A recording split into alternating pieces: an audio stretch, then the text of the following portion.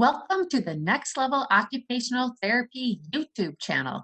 My name is Kara Welke, occupational therapist and creator of the Next Level Occupational Therapy platform. The goal of this YouTube channel is to encourage, inspire, and motivate occupational therapy professionals to level up in their current career, whether that be to start a new business, add a side job, and or to figure out how to be more satisfied in their current career. Enjoy the show. Okay, welcome to the Next Level Occupational Therapy podcast. My name is Kara Welke, occupational therapist and creator of the Next Level Occupational Therapy platform. The goal of this podcast is to encourage, inspire, and motivate occupational therapy professionals to level up in their career, whether that be to start a new business, add a side job, and or to figure out how to be more satisfied in their career. Thank you for listening to today's show, which is sponsored by our Therapy Business Builder program, where we help healthcare professionals start the business of their dreams from the ground up. Also, be sure to join our free Next Level Occupational Therapy Facebook group. And for even more support, guidance, and training, check out our Next Level Visionary membership group. It's time to level up occupational therapy professionals. My goal is to interview occupational therapy professionals who have started their own business so that you can learn from those that have already been through the process. I'm so excited for all we will learn from current occupational therapy entrepreneurs. Now on today's show. It's my pleasure to welcome Heather Shields. She has been an occupational therapist since 1997 and is the only certified driving rehabilitation specialist in Maine. She provides the only door-to-door driving rehabilitation service in Maine and specializes in working with people with all medical conditions, seniors, and young adults with special needs. Her focus is to help people remain driving safely for as long as possible. Some people require adaptive equipment, others need different vehicles. Most need to refine their driving skills and habits. Heather works closely with physicians, therapists, clients, family members, and with local vendors. She is experienced in knowing when it is safe to continue driving and when it is time to explore driving retirement. If retiring from driving is the safest option, then Heather will explore your community to find transportation alternatives and is willing to practice learning how to use them. How awesome is this? I love everything about this, Heather. Thank you so much for being on our show. And let's just start telling us all about your current practice. So I travel to the patient's home for the driving evaluation. So I decided when I was starting my business, I didn't want to have to pay rent. I mean, I didn't know. What if people weren't going to call me? I had no idea. So I thought, why don't I go to people's homes and then I can drive where they drive? So I sit down with their family and I learn about why this driving evaluation was recommended and kind of learn from the patient what their insight and awareness is about, why the doctor recommended it. Then I go through my evaluation with them. I learn about where they drive, what happened to them, how much they've recovered from whatever they've had, because sometimes people get discharged too early from therapy. And I'm really sorting that out. I do a lot of it over the phone too. I can really determine if people are ready or not over the phone. Then I go through my evaluation. So a driving evaluation, we're doing a clinical assessment and an on-road assessment. You really need both to know if somebody can drive or not. So I use the OT Dora battery to do my clinical assessment with people. So I test their vision. I look at range of motion, strength, proprioception, sensation. I like to test their sensation on the bottom of their feet so that with their shoes on, because a lot of people have neuropathy and those are the people hitting the gas instead of the brake. I test their vision. I have an Optec vision tester, and then I do the Trails A and Trails B. I have a Bell's test, which is disorganized visual scanning with symbols. And I look at their visual scanning patterns. Are they organized or disorganized? Are they neglecting one side or the other? Are they paying attention? Are they really slow or are they adequate? Then I do a maze, and it's a very simple maze. And then we go out in the car and we drive. And I have them drive to the places where they drive. So the grocery store, their doctor's office, restaurants that they like, Home Depot, parallel parking, going down Main Street, going by the college. I'm looking at their safety. And the nice thing about what I do, it's so functional. I don't have a route that I follow. In fact, I don't even know like where I'm going. I'm just, and that tells me how their problem solving is. And I really get to see how their safety is in the community. And so we pull into the parking lot and we back out. And I see, how are they paying attention to the pedestrians? And are they stopping at the stop signs? Are they slowing down in the parking lots when it comes to the end of the aisle? It's very functional. Then we go back. I usually have them drive for like 45 minutes to an hour. Sometimes it's longer depending on where they live, because Maine is a big state and I travel all over the state of Maine to see people. Then we come back to the house and we talk about how I think they did. Basically, I'm going through in my mind, I'm taking notes. I write down things that they do well and things that need areas of improvement. So that way I can write while I'm paying attention to the road, because I have to use the brake and grab the steering wheel. Sometimes I can't really take very many notes. But anyhow, so then when we go back to the house and I say, well, you didn't see that pedestrian who was there waiting to cross the street. And they say, well, I didn't know they were going to cross. Well, because they weren't paying attention. So we go through all of that and I talk about the areas of concern and things that they do well. And ultimately, so I'm looking at, are they safe to drive or not? Or could they use more driving training? Do I need to see them a few more times to see if they could actually remember and improve, and just get a chance to observe them multiple times driving to see just what they naturally do and see if they can be safe or not. And then, so sometimes I have to tell people they can't drive anymore, which is never fun, but it is so necessary. And I think it's a blessing for the community, for the person who has poor insight and awareness. They're really upset, but for their family, it's such a blessing, because then it comes on me and not on them. Then I do communicate with their physician. I write up a report and I send it to the physician and the Bureau of Motor Vehicles. And I do send in the paperwork to the Bureau of Motor Vehicles to let them know if somebody's no longer safe to drive, or if they may need to go on and take a road test with the Bureau of Motor Vehicles. Because here in Maine, you have certain people have to still take a road test with the Bureau of Motor Vehicles.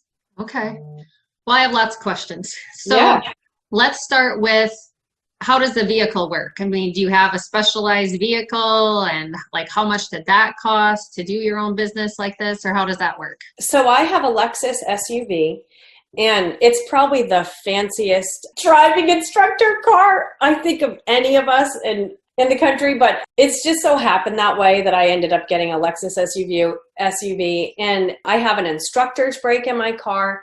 And then I have all my adaptive equipment. So I also teach people to drive with adaptive equipment. I didn't talk about that. So some people need adaptations. And when I'm figuring out what is going to help them be safe, I have a left foot accelerator. I have hand controls. I have 3 different sets of hand controls. So some are on the left, some are on the right.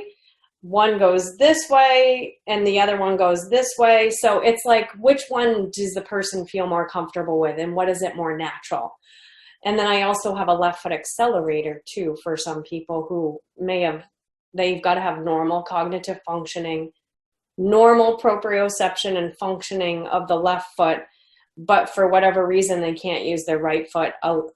Some people can learn to drive with their left foot. So there's a gas pedal on the left. So they use their left foot for the gas, and they use their left foot for the brake.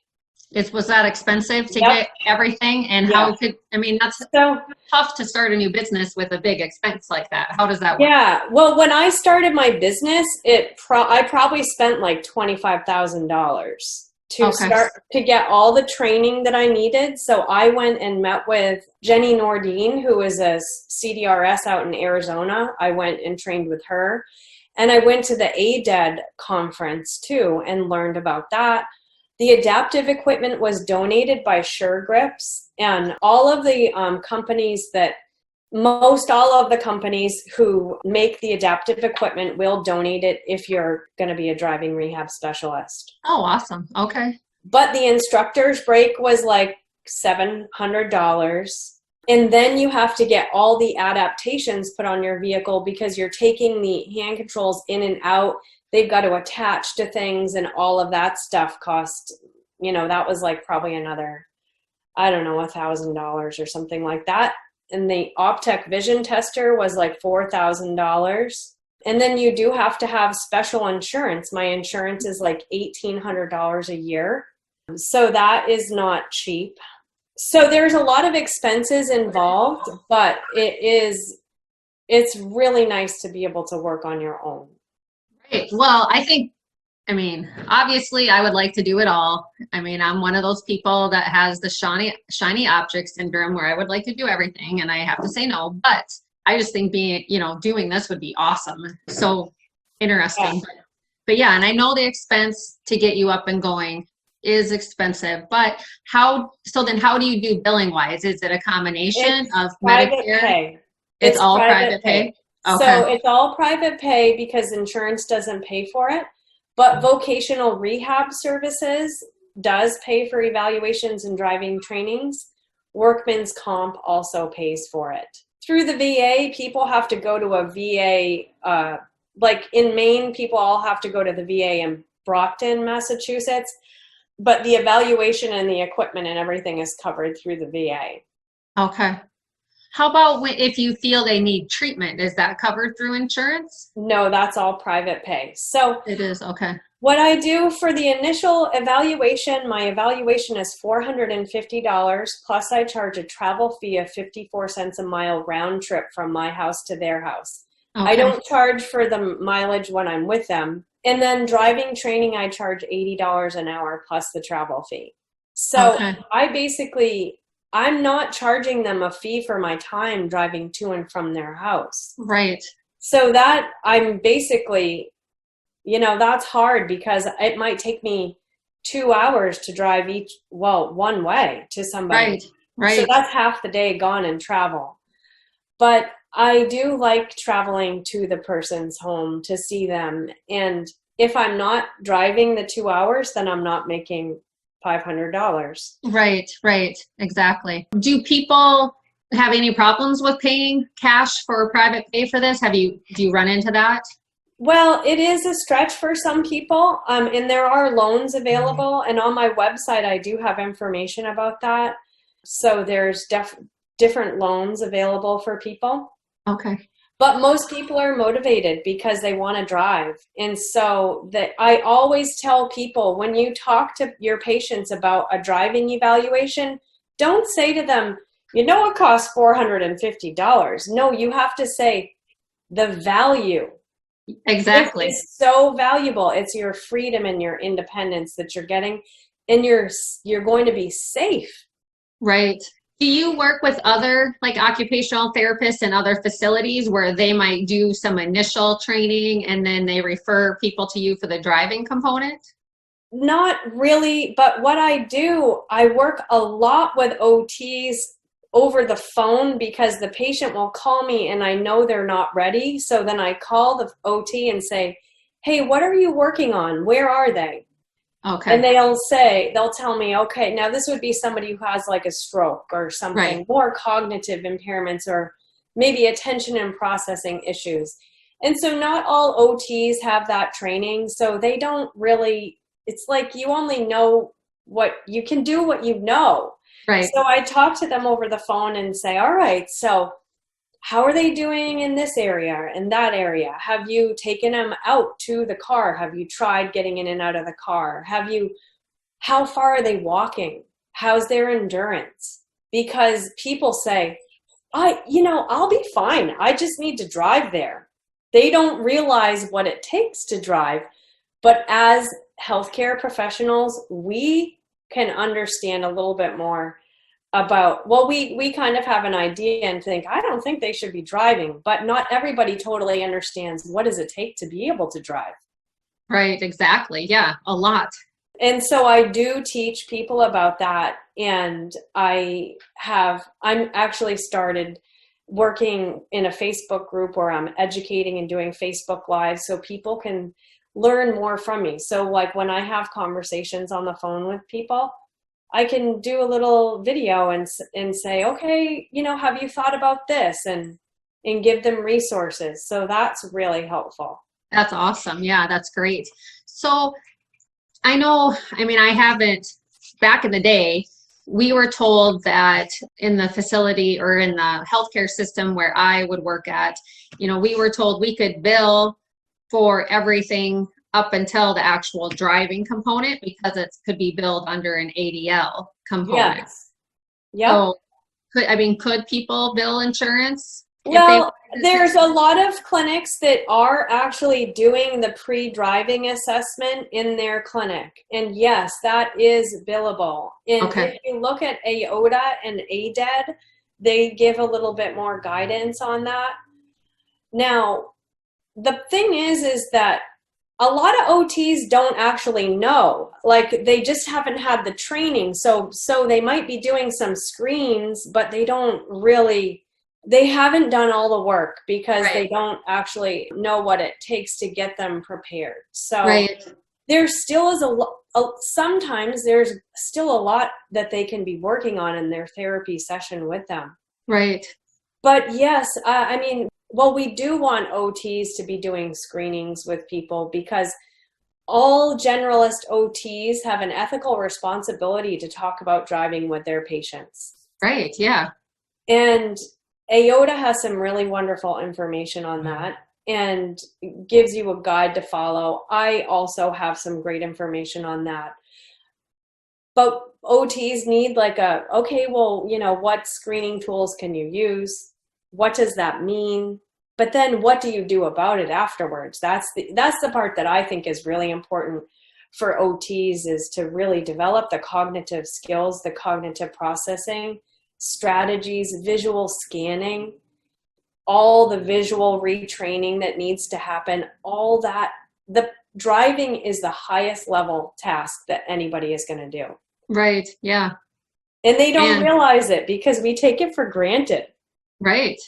Well, that's so true. And it can lead to horrible situations. I mean, I worked with a client that was in a car accident and someone passed away, and it was, his fault and shouldn't have been driving. So, things like that. Gosh, I think about, this is several years ago, but with my grandma, I remember when, she should have been driving, and people would tell us they were riding with her and she'd go down in the ditch and back up. But everyone's so afraid of taking away the keys and removing, the driving aspect because it's so important to them with their freedoms. So. Right. Well, I always tell people to go in the car with your loved ones. If you are freaking out and, things like that are happening, then they probably should have an evaluation by somebody. Because then you can go through a formalized process and really look at why they shouldn't be driving. What is the actual reason why they shouldn't be driving? Well, probably she might have had some, who knows, a delayed attention and reaction time, right? Her visual skills and coordination wasn't very good. Mostly it's the high level attention tasks. Right. As people age, they can't do that. Right. Well, just even anyone now, because they're doing things they shouldn't be doing when they're driving. Right. Everyone needs a driving eval right now. Well, yeah, maybe.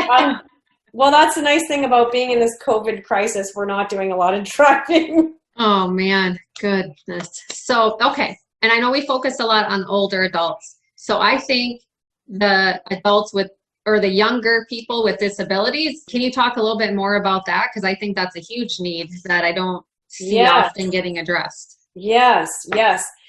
Students, it is so important for OTs to talk with the students and their family members, and to really develop pre-driving skills. So I actually just had a conversation about this yesterday. So working on pre-driving skills like pushing a lawnmower, riding a bike, going through the grocery store, pushing the cart, you're learning how to navigate space. So we can do that in our therapy sessions with people. Working on community mobility with people, having them cross the street. Do they even know how to do that? Can they find their way? Pathfinding.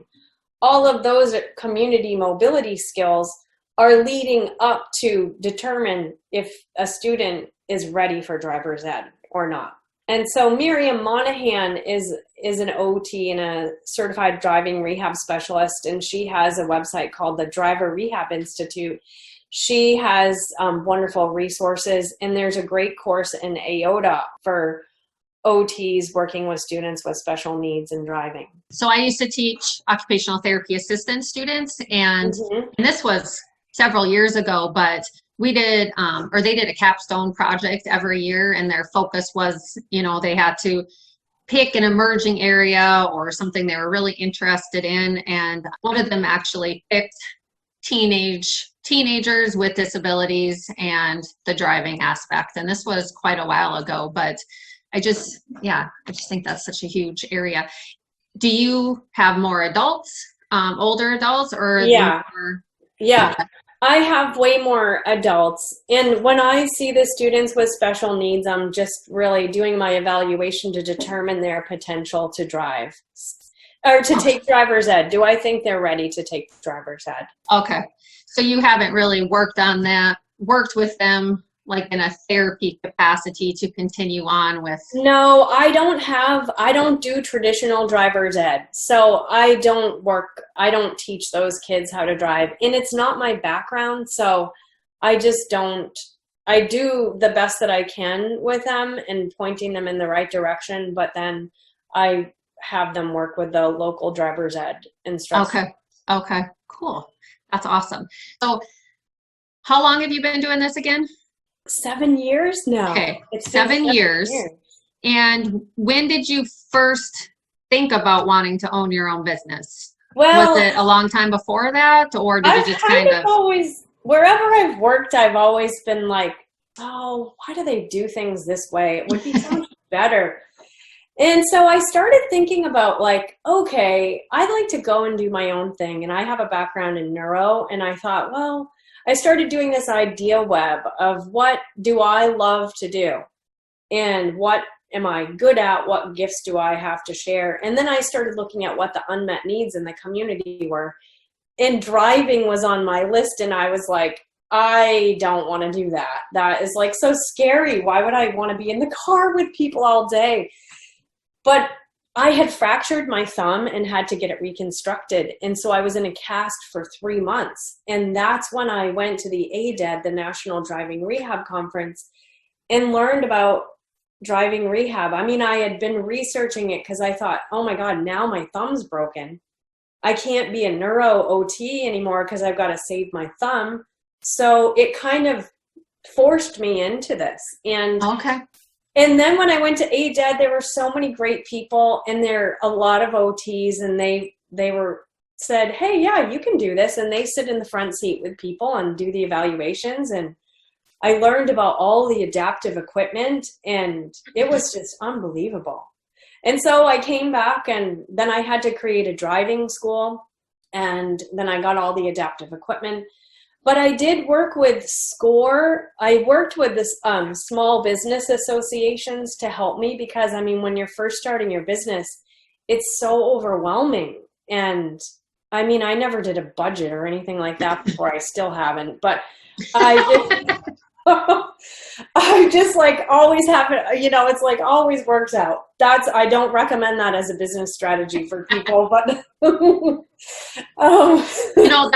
honestly, that's one reason why we started the Therapy Business Builder program, because that's how I started my business too. Just fly by the seat of my pants. I just started it, and I just started it. So, well, that's the thing is sometimes you just have to start.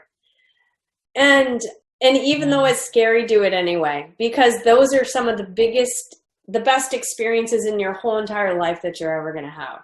Yeah, no, it's awesome to just start. So, I mean, people they need to get over that fear point. And the thing that a lot of us say is you just got to take that action. You got to take that first step. Yeah. Okay, so you decided you went to is it the what's ADED stand for? ADED is the National Driving Rehab Association. So it's like, I can never remember American driver. You know, it's so weird. I can never remember what it stands for. It's the National Driving Rehab Association. Okay. And I'll give you links to these websites afterwards. And is it for can other therapists do this, or is it just? Yeah. I mean, there are some. So ADED has certain requirements for sitting for the Certified Driving Rehab Specialist exam. You have to meet certain requirements, but yeah, it's typically OTs and driving instructors, but some PTs, some recreational therapists, some driving instructors, and you've got the people who specialize in the mobility equipment. So it's a wide variety of people that do that. Okay. So you went to that conference and that kind of sparked you. How long did it take before you were up seeing clients? Well, I mean, I guess I really was about a year that I was really researching it. So I went and did a travel assignment after I broke my thumb. And during that time, I was gathering, while I was off, I was gathering all my information. And then while I was doing my travel assignment, I was making extra money to help me. And then I got going, and I worked 4 per diem jobs while I was starting my business because I needed to have that money coming in. And I went around it was a lot of work to market myself. I had to reach out to people. I went and did in-services. People in healthcare need that. That's what we're used to, is in-services and, in person.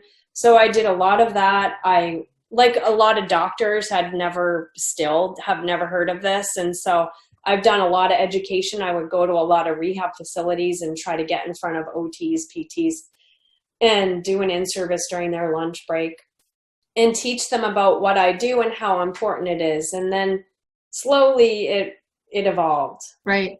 Have you thought of adding more people to your business? Well, not really. It's too much for me. I did actually hire, so I've learned a lot about online marketing, as I know you have too. And they all say you've got to outsource, but it's really hard to apply that online thinking to a brick and mortar business. And so when I did outsource, I did not get the return, and it was very stressful because I hired a woman to market for me. And then I wasn't getting driving evals, and I ran out of money, and I still had to pay her. And so I don't do that. No, I just do it myself. And I have my website, and I have a Facebook page, and I have some Facebook groups, and I can reach people and people can share that information. Right. Well, how about because it just seems like you being the only person in Maine doing that's a lot of area to cover. Could you ever bring on other OT staff? Well, eventually, yes. Eventually, yeah. And there are a couple of other OTs in Maine that do driving evaluations, but they don't travel to the patient's home. Right, yeah. So their New England Rehab is in an outpatient clinic, and then Alpha One is an outpatient clinic as well. Okay. Yeah, obviously I love the mobile practice idea, since that's what I do. And there's so many options for mobile practice. So anyone listening, this is another thing you could do as a mobile practice is add the driving component. And yes, I understand that the upfront cost is going to probably be bigger than some of the other things, but you are able to bill more. Yeah, it's a huge need, and it's only going to be more of a need as our population continues to age. So, but yeah, the driver rehab. A group of us recently went through the Skills to Care program, which is a training for caregivers with dementia. So you think you could do that? Then the whole mod stuff is a huge area. There's so many things you can do as a mobile therapy business. So there is, and Yeah, it's finding that balance because it is really time consuming to run a business. So I drive to and from the patient's home, then I write up a report that takes me 2 hours, and then I call the doctors. I mean, I'm on the phone for a half an hour with family. It's a lot of time. So Right.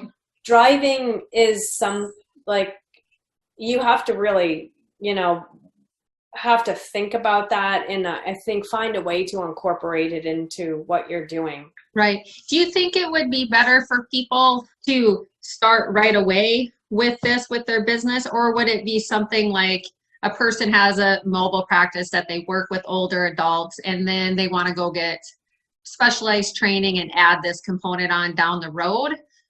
Where do you think it would be best for people to do if they wanted to do this? Yeah, I think you have to look at what the needs are in your area, look at what the competition is in your area, what are other people already doing, and how can you stand out from them? How are you different from them? And then go that way. Right. So tell me what tips you have for other practitioners that want to start their own business. And you can focus on business in general or wanting to start doing this type of business. Well, I think the first thing is you should follow your passion. Like, what gifts do you have and what are you passionate about? Because if you're passionate about something, it's fun. It's not like work. So what do you love to do? Think about all the different areas that you love in OT. Or maybe not OT, like maybe you love building and you have OT, like how can you combine those skills together? I love that. And it's funny because Heather, my podcast interview I did yesterday, that was one of her top tips too, was the passion. And I'm a big believer in passion. I mean, because if you are passionate about what you do, you love it, and it's like not work for you. So Yeah. awesome. And you get paid. Yes, exactly. It's like it doesn't even feel like work. So that's the kind of work you should be doing. Don't talk to naysayers. Another great one. Yes. I thought, now who are the most successful people I know? And I was like, Oprah Winfrey and, oh my God, the CEO of Apple, the one who passed away. Why can't I think of his name? Oh, I know who you're talking about, but I want to say anyways, the wrong thing. Anyhow, so I thought about them and I looked up to see how they became successful. And they both said the same thing.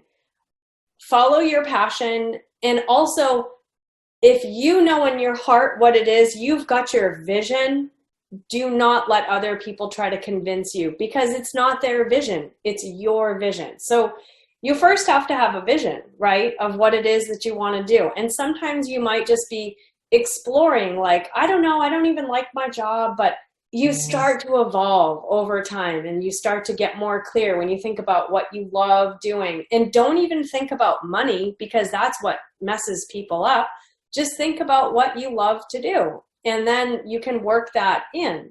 Steve Jobs, by the way. Steve Jobs, right. Thank you. Steve Jobs, yes. So don't talk to naysayers, because they'll try to tell you all the reasons why you shouldn't do it. And they don't even know what they're talking about. So be careful and talk to people who you trust, obviously. Like, your group is a great group for people to go and maybe like have a separate conversation with people. Because a lot of people in your group are looking to connect. And right. It's very brave for an OT or a healthcare professional to go out and do their thing. So it's scary. It's nice to talk with other people. And that's, that's a big component, is that we always say you need to have a community of support of like-minded professionals and positive, not naysayers, I mean, just what you said, not the pessimistic. So try to be optimistic, surround yourself with those people. So I love it. Yeah. Yeah. And then the third thing I say is do your research. What are the unmet needs in the community? So you already know what you're passionate about. Then you start thinking, well, nobody else is doing that. Or maybe they are, but I have a different approach. So what are the unmet needs in the community? And then it's sort of like, it makes it easier. You're like, okay, that's what I'm going to do. Because nobody else is doing that, and I could do this. Exactly. And right now, all of you listening, look around your community. what is the unmet need, and you fill that gap and go for it. So Right, love it. right. And then the fourth one is, what gifts do you have to offer the world? Because we all have gifts, and you're probably not using your gifts in a place where they're keeping track of your productivity. I mean, you might be a little bit, but more than likely, when you're going to be an entrepreneur, your gifts make you shine, which make you illuminate, and other people are drawn to you because you're doing what you love. Yes, I love it. And then the fifth one is to just dream and to visualize and think of your future self. So imagine, like, what would I be like? What would it be like if I was already doing that thing? So you kind of like picture yourself like having conversations with people and being at these gatherings, like presenting at a conference, like in front of a huge audience, and people coming to you to be the leader. Like, what would your vision be like? And start imagining yourself being that person, and then you present yourself that way. Yeah, I love it. That's fantastic.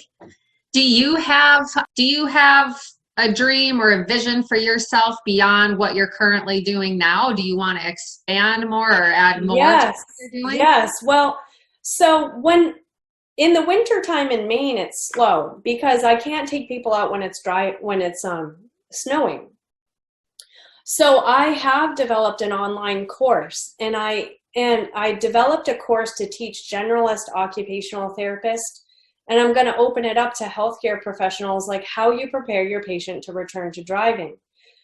So I have a bigger vision for helping more people throughout the country. So not just in Maine, but all over the world, people would benefit from this information. Oh yeah, this would be huge for anyone. I mean, because so many people are working with older adults and they don't know what necessarily to address. So Yeah. So my vision is to help more people who can help more people.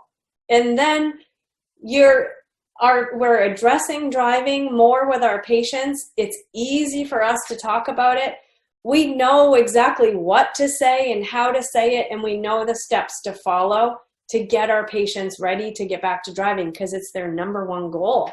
So tell me more about, have you put your Yeah. training or course out there already? Yeah. So I've done some webinars to pitch the course, and I have had people go through the course, and I've gotten really good feedback on it. And, originally my goal was to get more referrals for driving evaluations, but I really could just reach a lot of people with this course. And then so in this course, I have modules. I have videos where I'm talking about the state laws, and I have, this is how you interpret the state laws, this is where you find it, and this is what this means and what your role is to that. Then I have resources, so like the PDFs that the state has, it's all organized. And then I have a video on free driving skills, like assessments that you do. And then that's all the resources are there. So it's like chunked out, and you could just go right back to that and gather your information, and you can always go back to it, and like, okay, it's right there. And That's then awesome. and then in the Facebook group, it's a community to support you, and you can ask questions. And then I also do live Zoom calls. Okay. And I just want to make sure I clarify. It's not just for people that want to do a business and do driver's rehab. It's for OT practitioners or other practitioners who are working with older adults to learn skills that they need to identify. Yeah. And it's Okay. not just older adults, it's anybody with medical conditions too. Okay. Yeah.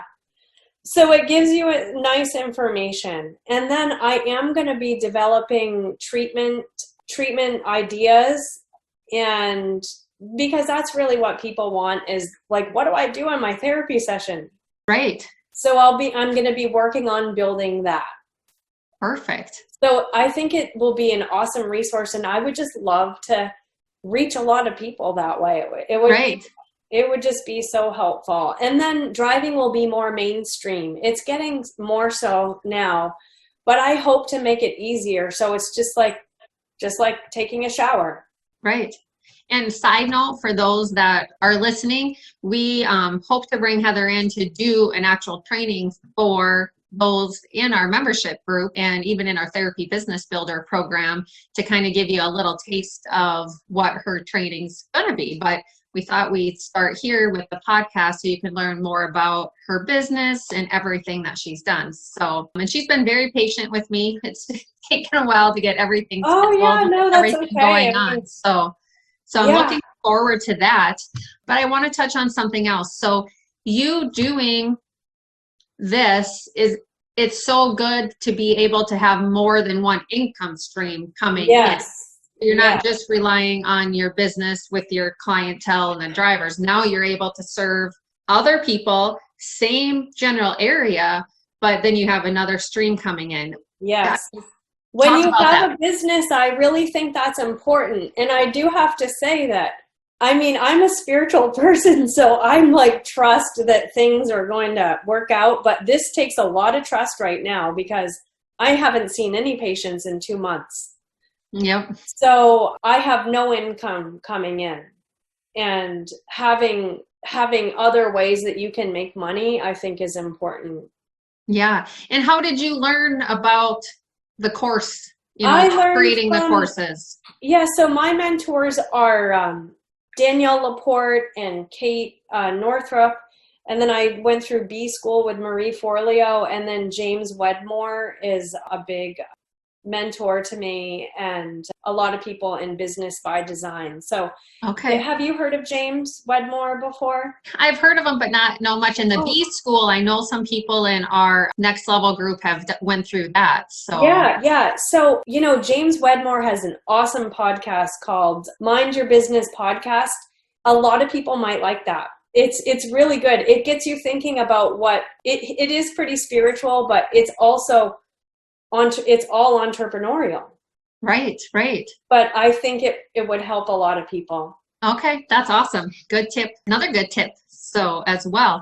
And for those of you listening, too, if you have questions that you're really interested in, be sure you send them to us or send them to Heather or post them in our Next Level group, because that will also help Heather kind of guide the training she's going to be putting together. Yeah, that would be awesome. I can put another post in the group, and then people can respond to that. And and definitely you can reach out. Right.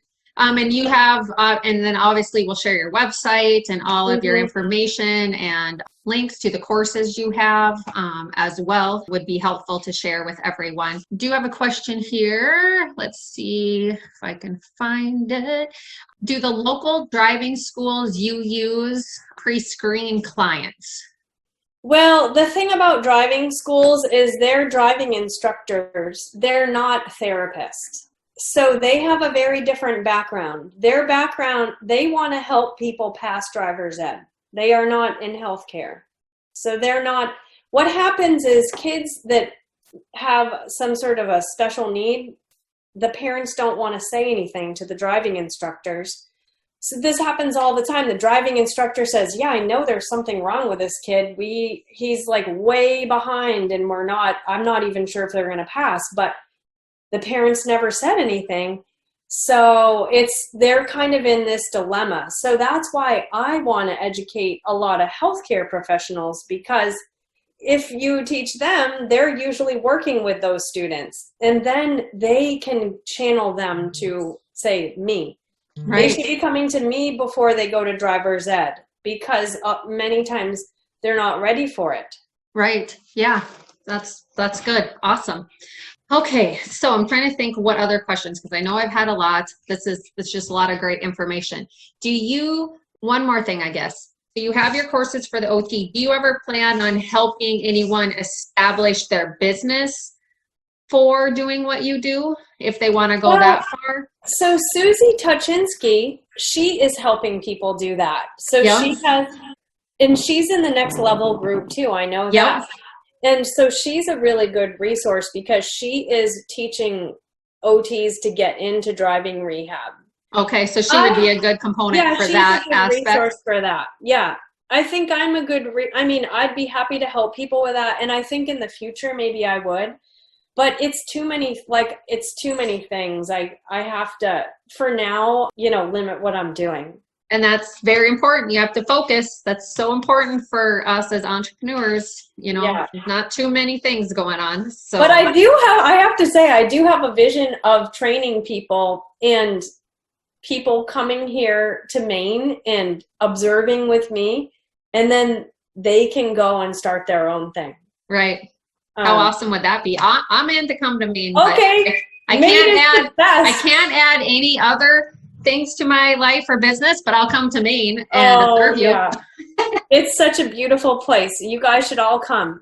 The other thing, I always have other things, I know, but so I'm thinking about students. And I know Susie did a free course that she put out there for everyone. Yeah. And I actually sent it to the school where I used to teach. And I'm like, you need to have the students do this training. But I also think we need more good tools like what you're putting together for other OT practitioners.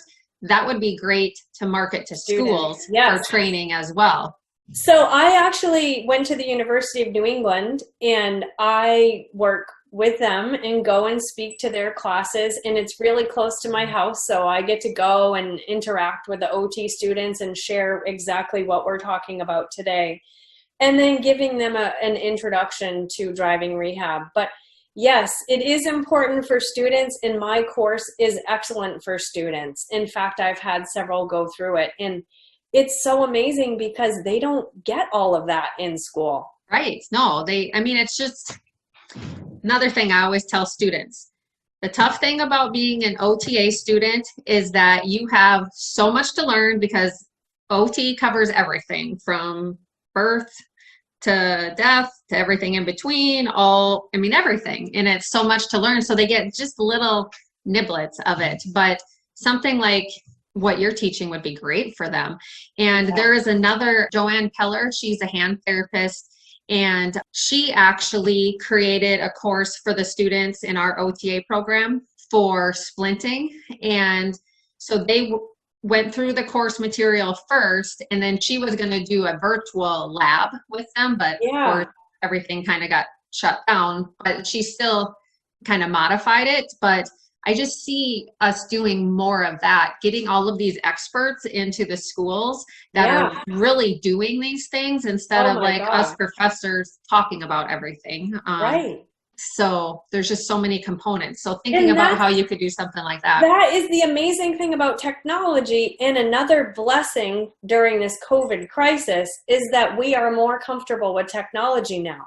Right. How many people are using Zoom that never used it before? Mm-hmm. And it's such a wonderful way to share our knowledge and expertise. And we don't have to drive there. We can be at home. Yep. Yeah. No, there's so many things we can do. So that's awesome. Well, any other last minute things you would like to share with any of our listeners today? You've provided a lot of great information. You talked about your current business, how you started your business. You gave us tips. You talked about how important it is to have offshoots like what you're doing with your courses. Lots of great information. Any last minute things you'd like to share? I would just like to say that I encourage you to reach out. Feel free to email me or call me. I'm always happy to help people and just think it out, because it's just nice to talk about stuff and have someone that you can process it with. So I'm always happy to do that. Fabulous. And we will put Heather's contact information in the podcast information so you can reach out to her, and then be on the lookout. We'll get her scheduled to come into the Next Level group and do a training as well. So thank you everyone for listening. Thank you, Heather, for taking this time and being with us and sharing your knowledge and expertise. I really appreciate it. So, and thank you, listeners. So everyone have a fabulous day, and we will talk to you soon. Thank you.